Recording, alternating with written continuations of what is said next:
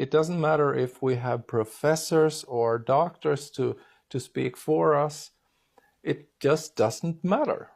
It's only their opinion. Exasperated, Krister brought Dominic home without permission in November 2010. Police raided their home with guns and dogs and took Dominic away again. And Krister got 2 months in jail.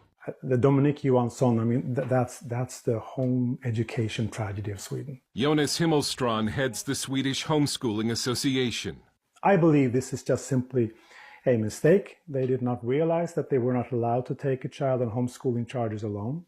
So after they took him, they invented all kinds of other reasons.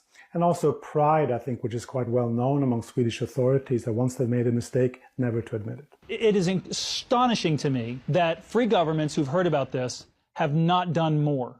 Michael Donnelly is an attorney for the Homeschool Legal Defense Association, which is helping the Johanssons. He compares the Swedish government's behavior to the Soviet Union. This local government, backed up now by Swedish courts, have demonstrated that they are capable of visiting the most despicable, totalitarian acts on their citizens, reminiscent of the Soviet Union and communist countries in recent history. Annie and Krister were only allowed to visit Dominic for 1 hour every 5 weeks. But now that has stopped.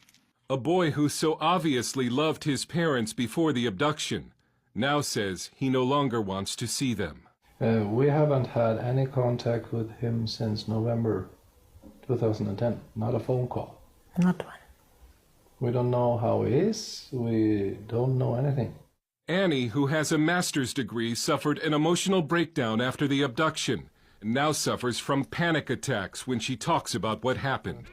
The Gotland Social Services Board has told the media that secrecy prevents them from discussing the case.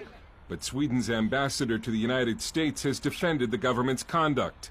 The Johanssons' attorney Ruby Harold Clayson says the police abduction of Dominic from the plane was illegal, and another hearing is scheduled for May. But these photos before and after the abduction show what Krister describes as a boy broken into a million pieces. Krister and Annie can only hope this nightmare will end. Who can live without their children? You can't live. You can't. How can you live without a devastated life? In fact, devastated everything. Dale Hurd, CBN News in Gotland, Sweden.